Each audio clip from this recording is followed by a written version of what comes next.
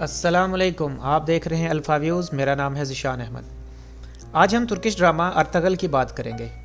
ये एक मुसलमान हकीकत है कि जैसे इनपुट होती है वैसे ही आउटपुट होती है। जैसे कहते हैं garbage in garbage out, good in good out. TV के ज़रिए इंफॉर्मेशन वार लड़ी जाती है। टीवी के ज़रिए ही मुसलमानों पर दहशतगर्दी का लेबल लगाया गया। टीवी की ही मेहरबानी से आज मुसलमान खुद जहाद का नाम लेने तक से डरते हैं। ड्रामा और फिल्म्स वगैरह में दाढ़ी वाले किरदारों को और मुसलमान नाम वालों को मस्खरा, बुज़दिल, जालिम और बद किरदार दिखाया जाता है, जिसके बाद माशरे में दाढ़ी वाले मजाक और हकारत का निशाना बनने लगे। दीनदार तबके की तज़हीक की गई। बहुत सारे लोग इस तरह दीन से दूर हुए। इंडियन फिल्म इंडस्ट्री ने फहाशी की इंतहा कर दी। पाकिस्तानी अवाम इनकी जानिब इसलिए अट्रैक्ट हुई कि इनकी ज़ुबान समझ आती थी।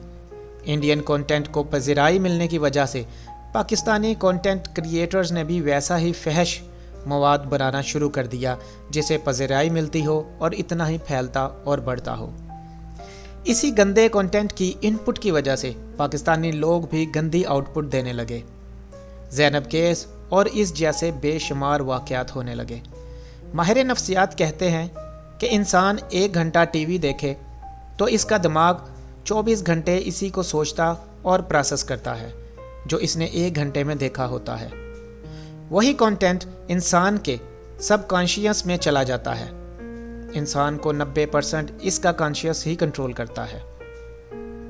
माशरे में हर किस्म की करप्शन, क्राइम और जुल्म के बढ़ने के पीछे हॉलीवुड, बॉलीवुड, लॉलीवुड और इस तरह के चीज़ों का मेजर रोल है, क्योंकि उन्होंने करप्ट इनपुट दी है।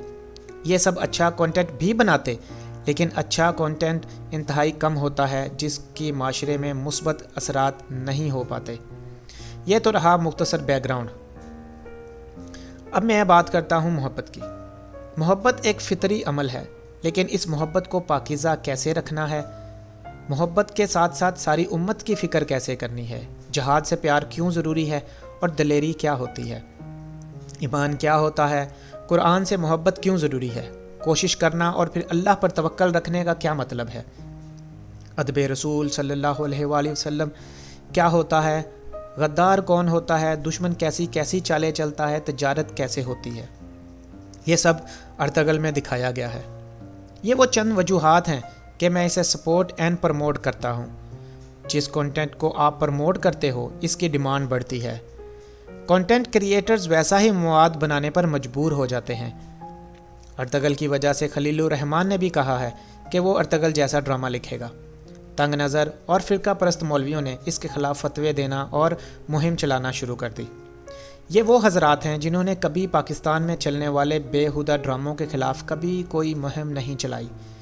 बाकी जगह भी चुप रहते थे, यहाँ भी चुप रह लेते तो इन पर कोई आसमान ना गिर पड़ता।